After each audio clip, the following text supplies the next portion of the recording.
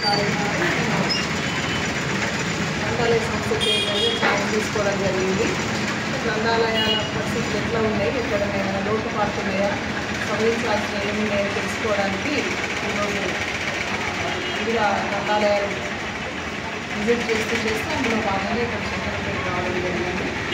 సంతోషకరమైన విషయం ఏంటంటే ఇక్కడ ఏ సమస్యలు లేవు, అన్ని రకాల అన్ని ఆర్భాటాలు అన్నీ ఉంటాయి. పాఠకులకు అవసరమైన మెటీరియల్ కానీ, తర్వాత బిల్డింగ్ కానీ,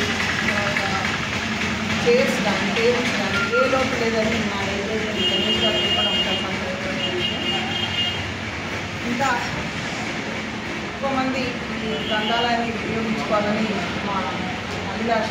ఎందుకంటే విజిటర్స్ తక్కువనే ఉండాలని చెప్తున్నారు. వచ్చిన వాళ్ళలో కూడా ఎక్కువ సీనియర్ సిటిజన్స్ ఉన్నారు కాబట్టి ముఖ్యంగా గ్రంథాలయాలు అనేది విద్యార్థులకి, యువకులకి, నిరుద్యోగులకి బాగా ఉపయోగకరం. వాళ్ళు ఎక్కువ సంఖ్యలో వినియోగించుకున్నప్పుడు తప్పకుండా ఈ గ్రంథాలయాలు ఏర్పాటు చేసిన యొక్క లక్ష్యం నెరవేరుతుందని నేను భావిస్తున్నాను. కాబట్టి నేను ఈ శంకరంపేట మండలానికి సంబంధించిన యువకులందరికీ నా విజ్ఞప్తి ఏంటంటే రానున్న కాలంలో ఇంకా జాబ్ నోటిఫికేషన్ ఇంకా చాలా రాబోతుంది తెలంగాణ మన ప్రజాపాలన ప్రభుత్వంలో. కాబట్టి ఈ గ్రంథాలయాన్ని విరివిగా వినియోగించుకోవాలి. అదేవిధంగా ఉద్యోగాల్లో మరి సక్సెస్ అయ్యి ఉద్యోగాలు సాధించి వాళ్ళ జీవితంలో సక్సెస్ కావాలి. గ్రంథాలయాన్ని వినియోగించుకోవాలని మరొకసారి చెప్తూ ఇంకా రేపటి వాళ్ళు వచ్చి వినియోగించుకున్న క్రమంలో ఏమైనా వాళ్ళకు ఇంకా ఇది తక్కువ ఉన్నాయి, ఈ మెటీరియల్ తక్కువ ఉంది, ఈ గ్రంథాలు అవసరం ఉన్నాయని వాళ్ళు చెప్పినట్టు తప్పకుండా అవి కూడా మరి నెరవేర్చే దిశలో ముందుకు తీసుకెళ్తాం. ఈ గ్రంథాలయాన్ని ఇంకా అభివృద్ధి పదంలో తీసుకెళ్ళడానికి మా వంతు కృషిని చేస్తాం.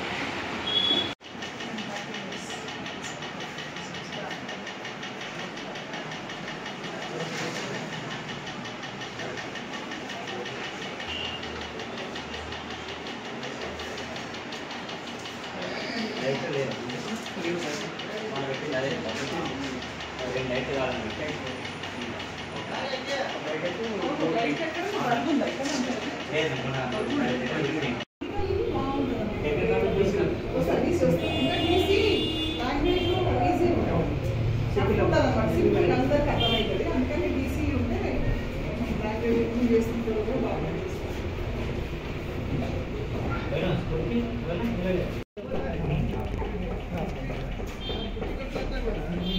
అవును